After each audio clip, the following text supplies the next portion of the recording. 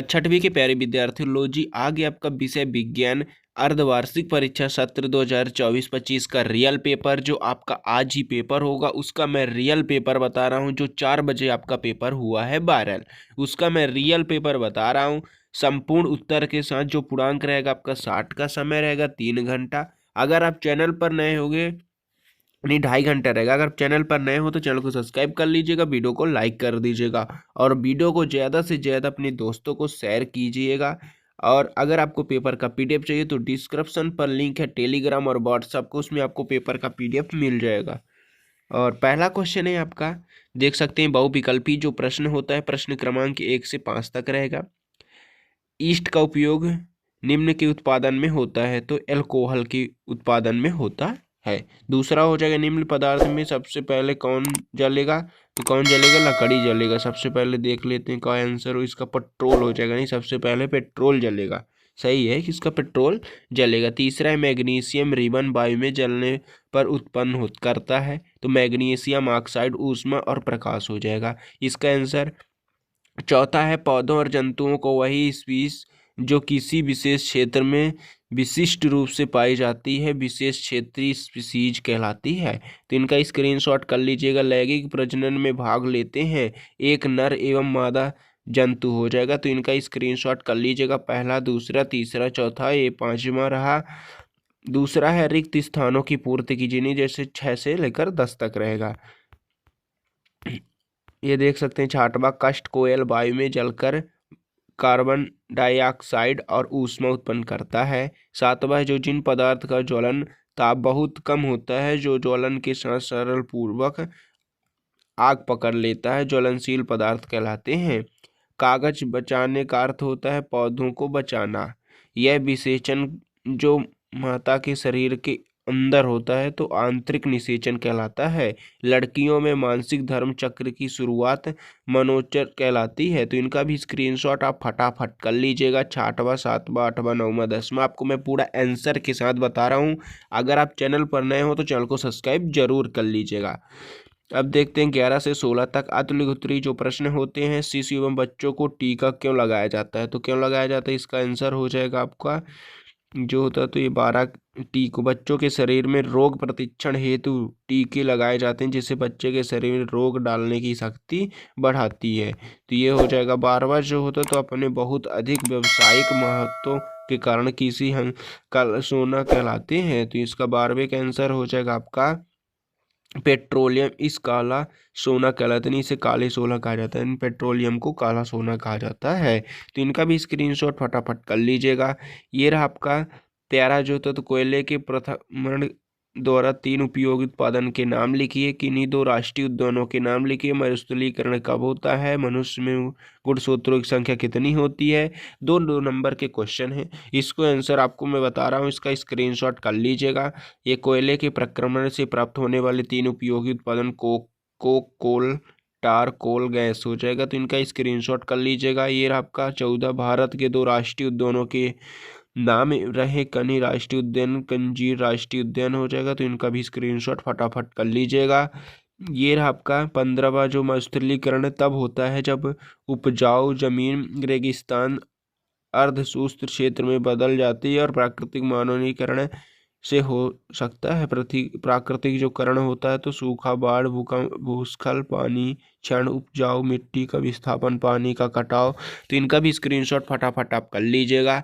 Question number आपका है, आमतौर पर जो मनुष्य होते हैं गुणसूत्र बताना है। इसका गुणसूत्र जो होता है, तो आमतौर पर मनुष्य के शरीर में हर कोशिका में 23 जोड़े गुणसूत्र होते हैं, यानी कुल 46 गुणसूत्र होते हैं, तो इनका स्क्रीनशॉट आप 46 गुणसूत्र लिख देंगे तो उसमें भी आपको 2 नंबर मिल जाएगा, तो इनका स्क्रीनशॉट फटाफट कर लीजिएगा। ये रहा आपका लघु उत्तरीय जो प्रश्न होते हैं 17 से 22 तक रहेगा, 3 अंक आपको मिलेंगे। 17 जो होता है, तो एक किसान अपनी भरपूर अच्छी फसल काटने के बाद भंडारण से पूर्व सुखाना भूल गया, उससे किन्हीं समस्याओं का सामना करना पड़ सकता है। 18वां, रसोई गैस को जलाने पर कोई आवाज नहीं होती लेकिन पटाखों के जलने पर तेज आवाज होती है, क्यों, स्पष्ट कीजिए। एक प्रयोग में 405 केजी ईंधन का पूर्णतः दहन किया गया जिसके केजे हो जाएगा, देख सकते हैं आप 18 लाख। क्या इधर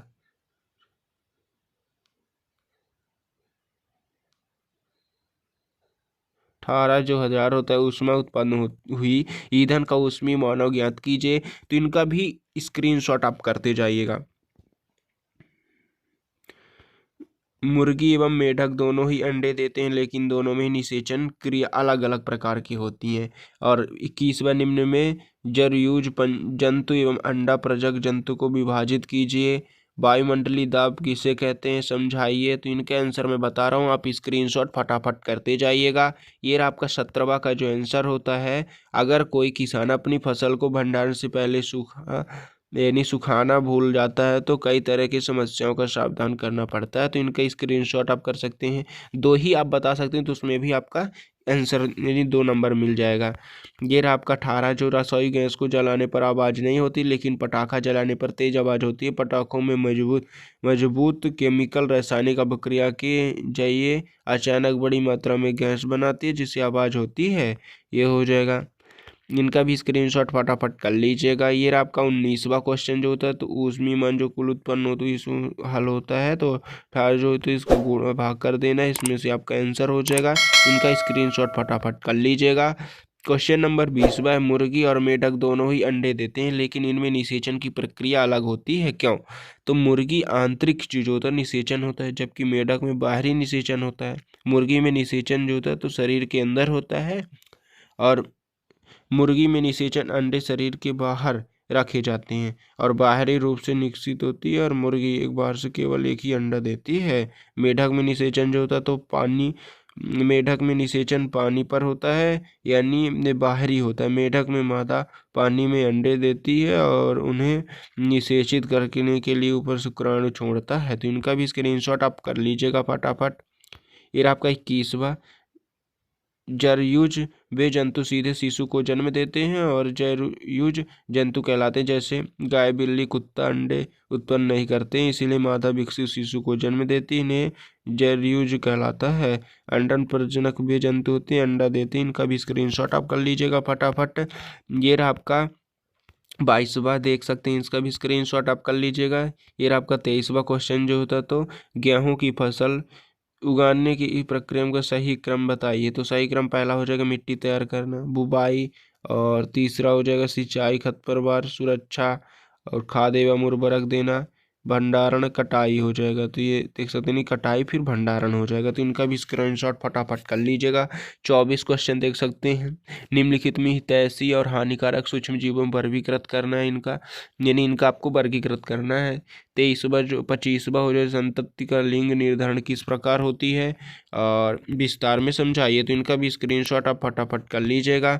ये रहा आपका 26 जो पहाड़ों पर वायु दाब कम क्यों होता है, कारण बताइए। तो इसका स्क्रीनशॉट आप 24 जो थी ऐसी सूक्ष्म जीव जो होता है तो ये देख सकते हैं ईस्ट लैक्टोबैक्सीलिस हो जाएगा। तो इनका भी स्क्रीनशॉट आप कर लीजिएगा।